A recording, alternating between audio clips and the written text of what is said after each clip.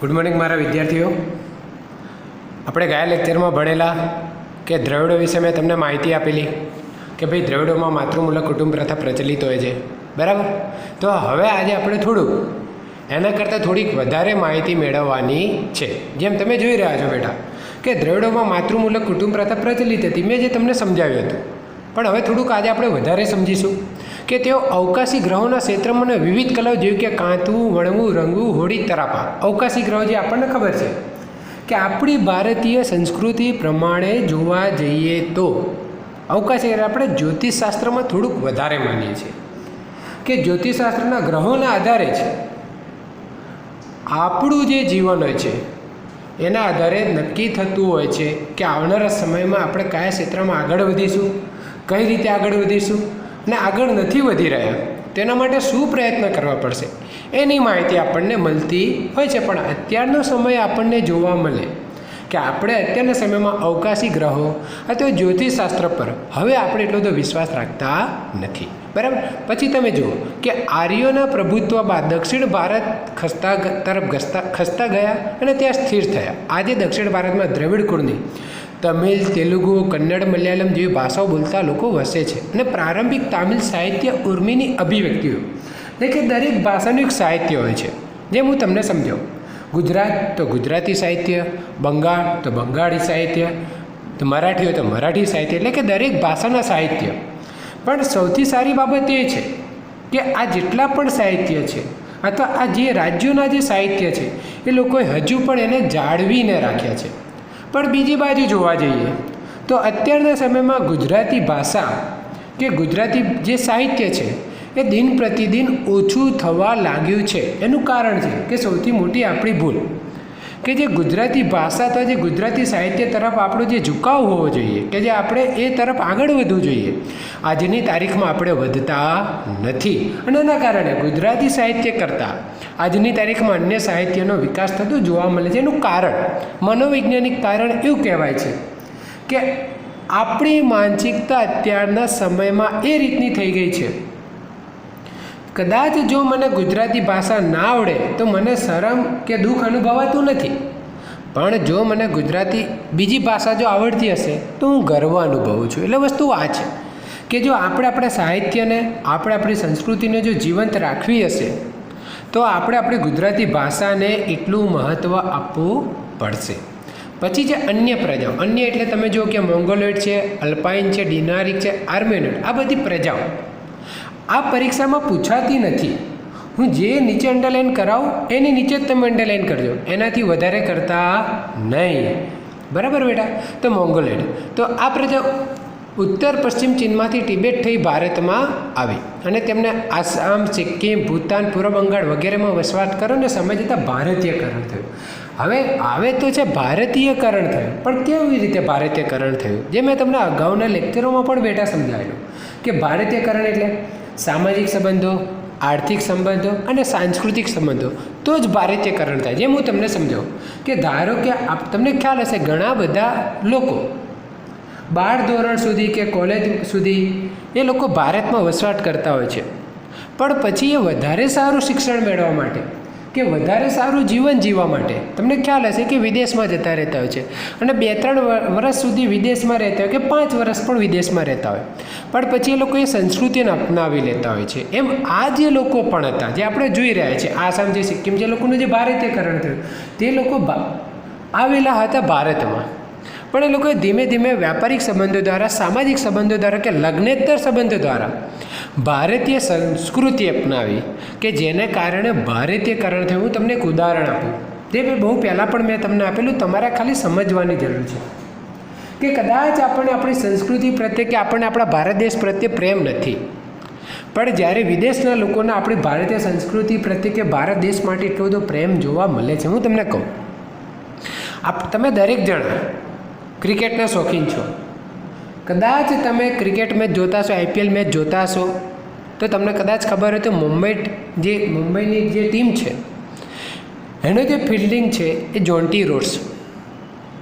હવે જોન્ટી રોડ્સ, તમે એક વસ્તુ વિચારો કે ખાલી જ્યારે IPL હોય છે ત્યારે લગભગ 3 કે 4 મહિના સુધી ભારતમાં આવતો હોય છે અને ભારતની સંસ્કૃતિ એને એટલી બધી ગમી ગઈ એવું કહેવાય છે કહેવાય છે એની વાત સાચી છે કે જ્યારે એને પોતાના દીકરા કે દીકરીનો જન્મ થયેલો ત્યારે એને પોતાના દીકરા કે દીકરીનું નામ ઇન્ડિયન્સ રાખેલું.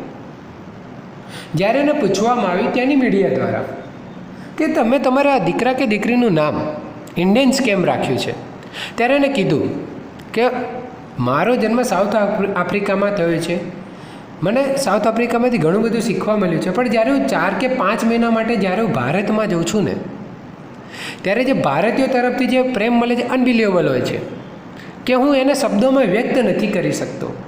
કે મેં મારા દીકરાનું નામ એટલા માટે ઇન્ડિયન્સ રાખ્યું છે, દીકરા કે દીકરીનું નામ ઇન્ડિયન્સ એટલા માટે રાખ્યું છે કે જ્યારે હું એને ઇન્ડિયન્સ તરીકે પ્રયોજન કરું કે બોલાવું ત્યારે મને થોડો ગર્વ અનુભવ થશે કે હું મારા દીકરાને એક ઇન્ડિયન્સ નામ આપ્યું છે, કે હું ભારત સાથે ભાવનાત્મક અને લાગણીશીલ રીતે જોડાયેલો છું, અને કે જ્યારે મારો દીકરો કે દીકરી કે જ્યારે મોટા થશે ત્યારે હું એ લોકોને ભારતની મુલાકાત કરાવીશ અને કહીશ કે ખરેખર કે ભારતીયો કઈ રીતે આગળ છે. તો આ વસ્તુ સમજવાની છે કે આ આપણી સંસ્કૃતિ છે જે અત્યારના સમયમાં ટકી રહી છે, પણ દિવસે દિવસે ઓછી થાય છે, આપણે એને ઓછી થવા દેવાની નથી. એટલે કે આ રીતે જ ભારતીયકરણ થતું હોય છે. પછી તમે જુઓ કે આ પ્રજાનો વર્ણ પીળો, ચહેરો ચપટો, ઉપસેલા ગાલ અને બદામી આકારની આંખો. એટલે આપણે નેપાળના લોકોને જોવા જઈએ તો નેપાળના લોકો આપણને કેવા જોવા મળે છે એ રીતના આ લોકો જોવા મળે છે. અને શારીરિક લક્ષણો એટલે કે આ લોકોની તમે ઊંચાઈ જોવા જાઓ તો 5 ફૂટથી વધારે જોવા મળતી નથી. બરાબર. હવે બેટા પત્તું ફેરવજો. તમે જુઓ કે મોંગોલિયન લોકો પીળા વર્ણના હતા અને તે કિરાત તરીકે ઓળખાય છે. આની નીચે અંડરલાઈન કરજો. એનું કારણ છે કેમ કે પરીક્ષામાં 1 માર્કમાં પણ જો આગ્રહ પૂછવો હોય ને તો પૂછી શકાય છે કે ભાઈ મોંગોલિયન લોકોનો વર્ણ કેવો હતો તો પીળો હતો, અથવા એવું પણ પૂછી શકાય બેટા કે કિરાત તરીકે કોણ ઓળખાતું હતું તો મોંગોલિયન લોકો કિરાત તરીકે ઓળખાતા હતા. એટલે આપણે યાદ રાખવાનું પીળા વર્ણના હતા, બદામી આકારની આંખો હતી અને ચપટું નાક હતું. અને હું આ મુદ્દો પણ યાદ રાખજો બેટા કે લગભગ 5 ફૂટથી વધારે ઊંચાઈ ધરાવનારા હોતા નથી. તમે નેપાળ જોવા જાઓ તો તમને ખ્યાલ હશે નેપાળ એવું કહેવાય છે. અને બીજી બાજુ તમે કદાચ ચાઇનાનું નામ પણ સાંભળ્યું હશે, ચીન, તો એ લોકોને પણ તમે જોવા જશો તો તમને ખ્યાલ આવશે. હવે આગળ તમે જુઓ કે અલ્પાઇન, ડિનારિક અને આર્મેનોઇડ આ પ્રજાઓ મધ્ય એશિયામાંથી આવેલી 3 જાતિઓ એક સમાન ભૌતિક ગુણધર્મ ધરાવે છે. એટલે કે મહારાષ્ટ્ર, બંગાળ, ઓડિશા અને ગુજરાતમાં આ લોકો જોવા મળે છે. પછી જે આર્યો જે આપણે આગળ ભણેલા કે આર્યો અને દ્રવિડો, એટલે કે આર્યો ભારતીય સભ્યતાના શું હતા? જનક હતા. પ્રાચીન કાળમાં હિન્દુઓના આર્યો કહેવાતા. હિન્દુ એટલે કે પ્રાચીન કાળ, મેં તમને પહેલાં પણ કીધું કે બેટા આપણો જે દેશ છે એ સનાતન સંસ્કૃતિવાળો છે, સનાતન ધર્મવાળો છે. લગભગ મેં તમને વાત કરેલી દ્રવિડોની ટૂંકનોંધમાં મેં તમને વાત કરેલી, તમને યાદ હશે બેટા કે આજથી 2300 વર્ષ પહેલાં પણ આપણે પૂજાપાઠ, ધૂપ, દીવ કે અગરબત્તીને દીવોને બધું કરતા હતા. તો 2300 વર્ષ પહેલાં જે આપણે પ્રવૃત્તિ કરતા હતા 2300 વર્ષ પહેલાં પણ એમને કોકે ખ્યાલ તો આપ્યો હશે ને. તો આપણી સંસ્કૃતિ એટલે કે પ્રાચીન કાળમાં હિન્દુઓ આર્યો કહેવાતા હતા. હિન્દુ સિવાય બીજું કોઈ જોવા મળતું નહોતું. પણ કાળક્રમે ધીમે ધીમે આપણા ભારત દેશ પર જુદા જુદા લોકોએ આક્રમણ કર્યું, ચઢાણ કર્યું અને આપણી સંસ્કૃતિનો દિવસે દિવસે નાશ થવા લાગ્યો હતો. હવે તમે જો કે તેઓની મુખ્ય વસ્તી જે પ્રદેશમાંથી તે આર્યવ્રત નામ અપાય છે.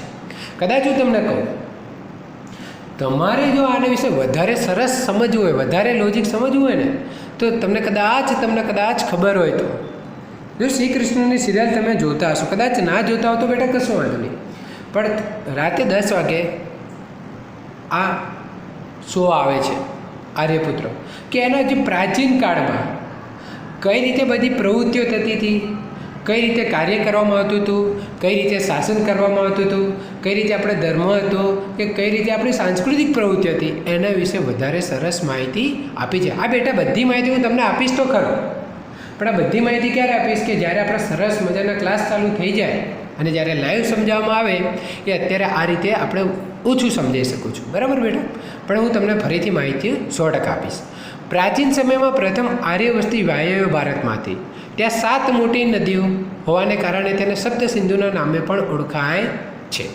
ઉત્તર વૈદિક કાળમાં આર્યવ્રતના પૂર્વમાં મિથિલા બિહાર અને દક્ષિણમાં વિંધ્યાચલ સુધી વિસ્તાર હતો. બિહાર કે બિહાર તમને ખ્યાલ હશે કે એક સમયે સરસ મજાની યુનિવર્સિટીઓ પણ આવેલી, પણ આજની તારીખમાં તમે જોવા જાઓ કે બિહારમાં યુનિવર્સિટીઓ પણ આપણે જે પ્રાચીન સમયની હતી એ અત્યારના સમયમાં નાશ થઈ ગયેલો જોવા મળે છે. કદાચ તમને જાણીને નવાઈ લાગશે બેટા. એવું કહેવાય છે કે જ્યારે આરબોએ આક્રમણ કરેલું ત્યારે બિહારમાં જે યુનિવર્સિટી આવેલી, હું નામ નથી આપતો કેમ કે તમને નામ ખબર છે કે જે યુનિવર્સિટી હતી એ યુનિવર્સિટીને આગ લગાડી દેવામાં આવેલી. અને તમને એ પણ કદાચ ખબર હશે, કદાચ ના હોય તો હું તમને કહું છું કે જ્યારે એને આગ લગાડવામાં આવેલી લગભગ 6 મહિના સુધી એ આગની જ્વાળાઓ શાંત નથી થઈ. એટલે તમે એક વસ્તુ વિચારો કે આપણા કેટલા બધા પ્રાચીન ગ્રંથો નાશ થયા હશે. આ આપણી સંસ્કૃતિ હતી. આપણો દેશ પહેલાં આયુર્વેદિક પદ્ધતિ ઉપર જ જીવતો હતો અને અત્યારના સમયમાં પણ જોવા જઈએ તો આપણે આયુર્વેદિક પદ્ધતિ પર જ જીવન જીવીએ છીએ. હવે તમે વિચારો કે અત્યારના સમયમાં કઈ રીતે આયુર્વેદિક પદ્ધતિ પર, પણ હું તમને સમજાવું કે તમે એક વસ્તુ વિચારો કે અત્યારના સમયમાં કોરોના મહામારી નામનો જે રોગ ચાલી રહ્યો છે, આપણું જે ભારતનું આયુષ મંત્રાલય શું કહે છે? ગરમ પાણી પીવો, ઉકાળો પીવો. તો આ બધું શું છે? આયુર્વેદ છે. તો વસ્તુ હતી કે આ બિહાર જેવા રાજ્યોમાં આવી બધી યુનિવર્સિટીઓ હતી ખરી, પણ જે આપણે નહીં કહેતા કે આપણી સંસ્કૃતિનો નાશ થયો એનું કારણ આ છે કે આવા ગ્રંથોને બાળી નાખવામાં આવે છે. અને ગ્રંથોને બાળવાને કારણે અત્યારની પેઢીને કે એ સમયની પેઢી જોડે જ્ઞાન નહોતું, તો અત્યારની પેઢી જોડે પણ જે જ્ઞાન હોવું જોઈએ એ જ્ઞાન છે નહીં. બરાબર. અન્ય સમકાલીન પ્રજાઓ કરતાં તે વધુ વિકસિત હતી. વિકસિત એટલે કેવી? વધારે ભણેલી ગણેલી હતી અને વધારે પડતી હોશિયાર હતી. ગુજરાતી ભાષામાં કહેવત છે, ભણ્યો પણ ગણ્યો નહીં અને ગણ્યો પણ ભણ્યો નહીં. તો હું તમને સમજાવું કે આજની તારીખમાં વિકસિત એટલે કે વધારે ભણ્યાથી વિકસિત નથી થવાતું, પણ ક્યાં કઈ પરિસ્થિતિને આપણે કઈ રીતે હેન્ડલ કરવી એને વિકસિત તરીકે ઓળખે છે. આ મારા શબ્દો છે બેટા કે વધારે ભણ્યા હોવાથી આપણે વિકાસશીલ છીએ ના. વિકાસશીલ એટલે શું? કે આપણે બુદ્ધિ વિકસિત છે એનો અર્થ શું? કે કોઈ પણ પરિસ્થિતિમાં ગંભીર પરિસ્થિતિમાં પણ આપણે નાસીપાસ ન થઈએ, આપણું મનોબળ મક્કમ રહે, તો જ સમજવાનું કે આપણે વિકસિત છીએ, આપણું મન વિકસિત છે.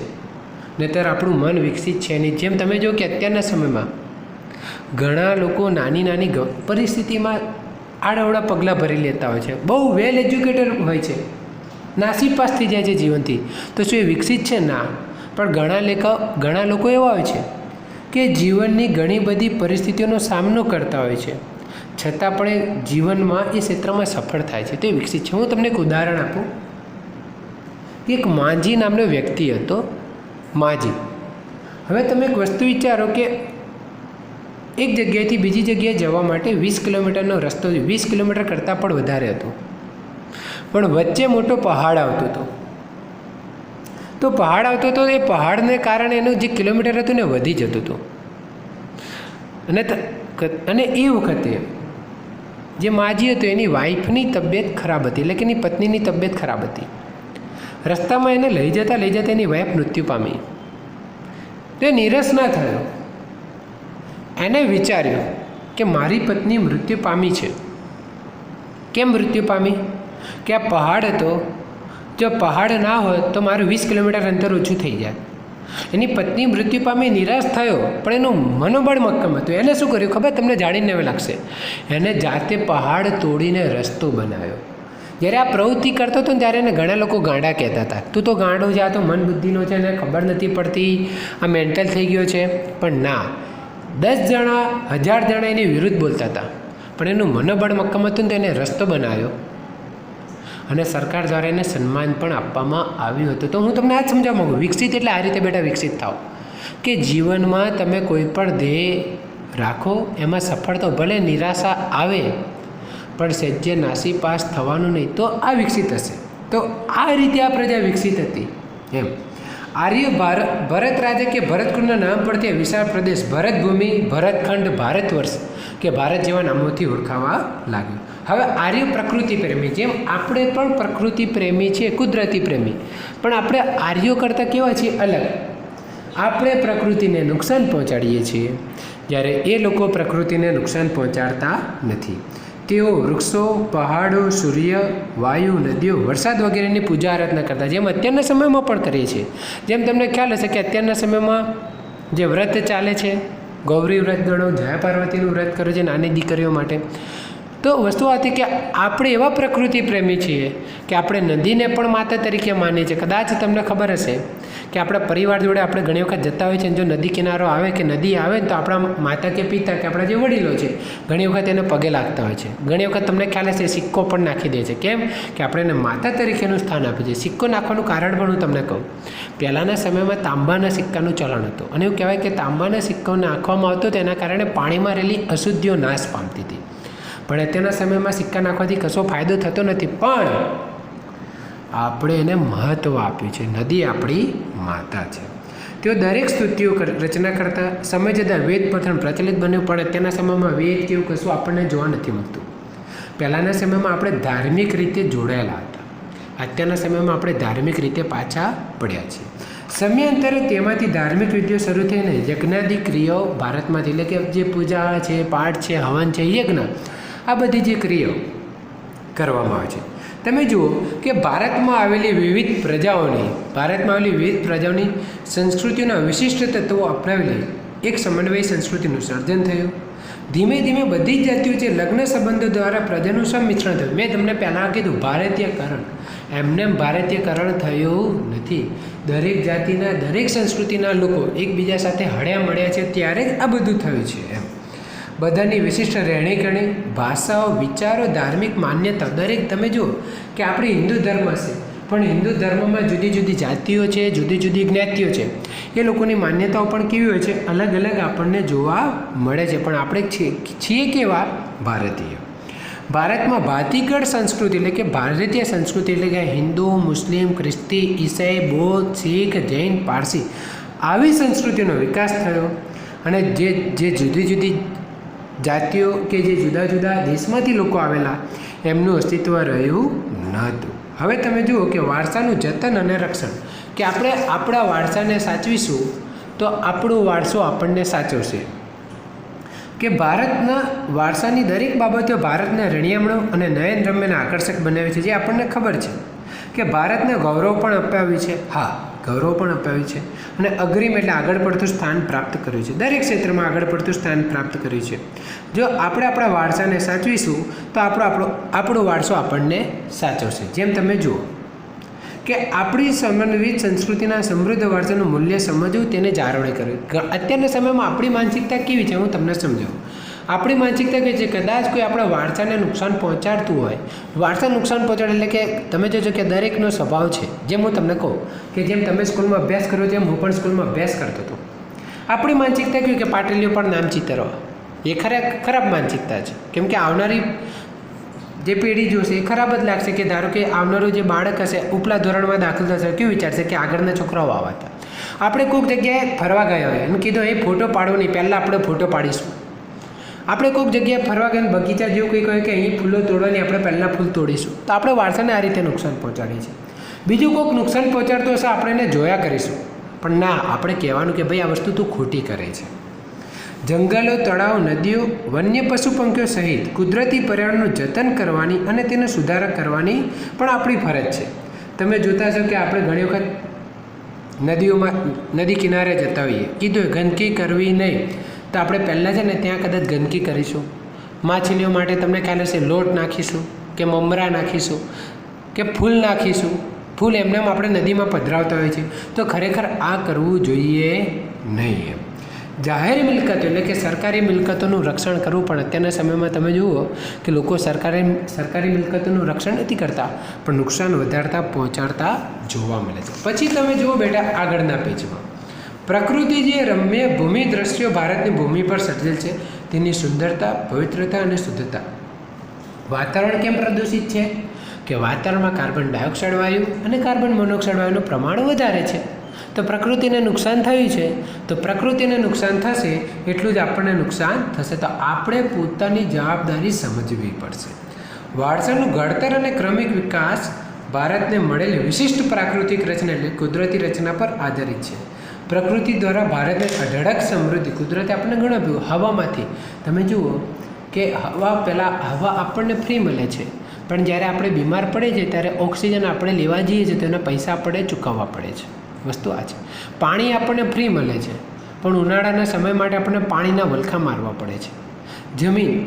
જે જમીન પર આપણે રહીએ છીએ એ જ જમીન પર માનવ સ્વવિકાસ માટે કે સ્વાર્થ વૃત્તિના કારણે એ જ જમીનને નુકસાન પહોંચાડતો જોવા મળે છે. તો અઢળક સમૃદ્ધિ મળી છે, પણ અઢળક સમૃદ્ધિને આપણે નુકસાન કરી રહ્યા છીએ. આ પ્રાકૃતિક વિશિષ્ટતાઓ ભારતને દરેક ક્ષેત્રમાં વિકાસ માટે દરેક ક્ષેત્રમાં આપણે સફળ થાય છે. પવનચક્કી દ્વારા પણ આપણે વીજળી મેળવીએ છીએ. નર્મદા ડેમ કે જેનાથી પણ આપણે વીજળી મેળવતા થયા છીએ, કે જમીનમાં ખોદકામ કરીને કે ભૂમિગત અણુ પરીક્ષણો કરીને પણ આપણે શું કરી રહ્યા છીએ, જમીનમાંથી આ બધી વસ્તુઓ મેળવી રહ્યા છીએ. આમ ભારતનો વારસો સદીઓથી ભારતના લોકો દ્વારા આર્થિક, રાજકીય, સામાજિક અને સાંસ્કૃતિક ક્ષેત્રે વિકાસનું પરિણામ છે.